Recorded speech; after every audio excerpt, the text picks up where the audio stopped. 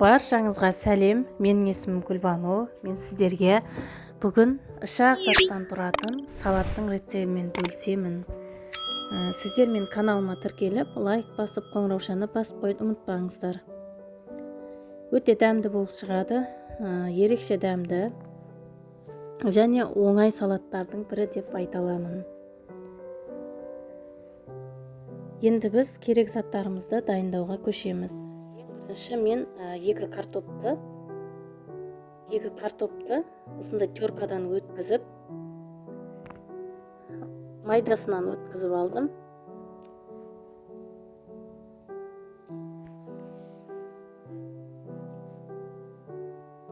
Өткізіп болған картошкамызды осылай қызып тұрған майға қуырып аламыз.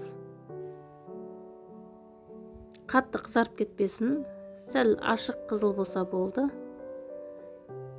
Мен осылай пісіріп алдым ең бірінші. Және енді керек заттарымыз осындай кішкене колбаса, осындай фри қуырылған, және бір помидор, бір чесноктың жартысын турадым. Осылай соломка қылып ұзын-ұзынша етіп турап аламыз.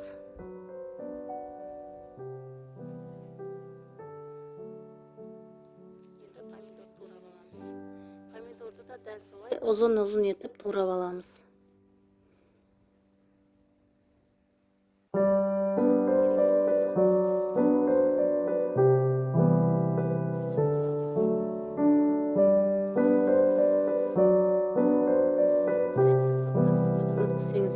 Және майдалап турасаңыздар да болады. Майдалап турадым. Қалауларыңыз, мен өзім жарты чеснок қостым. Бір чеснок қоссаңыздар да болады. Және дайын фрейімізді осылай үстіне саламыз.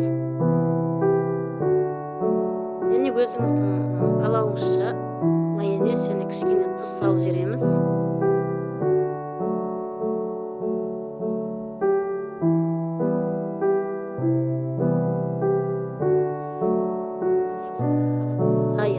Жасап көріңіздер, дәмі өте әдемі болып шығады. Осылай тарелкаға салып, отбасыңызға ұсынсаңыз болады. Сіздермен бірге болған мен Гүлбану Сыдыққызы. Егер де осы рецепт ұнап жатса, сіздерден лайк басуларыңызды және менің каналыма тіркеліп кетулеріңізді сұраймын. Менің видеоларымды өткізіп алмас үшін қоңыраушаны басып қойсаңыздар болады. Осымен менің ең оңай дәмді салатым дайын. Баршаңызға рахмет. Видеоның соңына дейін қарағандарыңызға рахмет айтамын.